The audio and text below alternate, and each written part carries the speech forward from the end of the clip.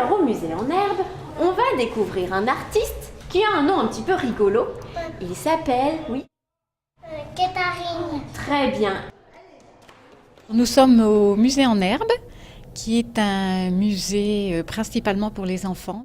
Le but du musée en herbe, c'est de faire découvrir l'art. Donc nous proposons des expositions.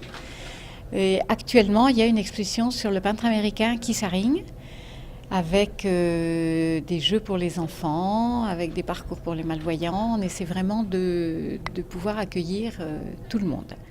Keith Haring, c'est vraiment le peintre modèle formidable pour nous, parce que d'abord, il était très proche des enfants.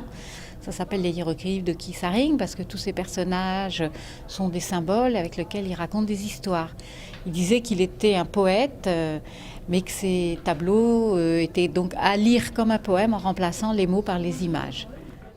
Est-ce que vous voulez bien nous aider à retrouver le pinceau noir de Keith Haring? Oui, tu veux bien? Oui. Oui, tu veux bien aussi? Il y a les visites de l'exposition qui sont des expositions dont les enfants sont les héros, qui sont vraiment des expositions jeux, où ils partent à la découverte de Keith Haring avec des lunettes sur le nez, comme Keith Haring. Donc là, on commence à 2 ans et demi et on finit à 103 ans. On appelle ça justement de 3 à 103 ans. Donc il y a les baby-visites pour les 2 ans et demi, à 4 ans et demi. Ensuite, il y a une tranche de 5 ans à 15 ans. Et ensuite, les adultes. Est-ce que vous reconnaissez des dessins qu'on a déjà vus? Oui. C'est quoi? Un chien. Un chien, très bien, un petit chien. Me regarde la forme. C'est quoi là? Voici.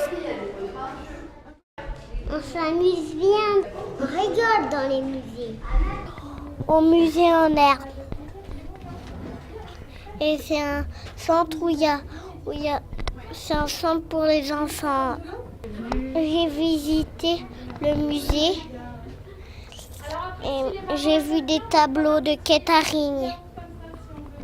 Il fallait retrouver le pinceau de Keith Haring. Donc nous avons tous les mercredis, samedis, dimanches des ateliers pour les bébés.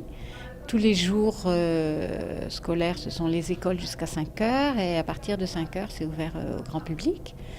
Et des ateliers pour les enfants à partir de 5 ans, tous les mercredis, samedis, dimanches, après-midi et tous les jours des vacances scolaires.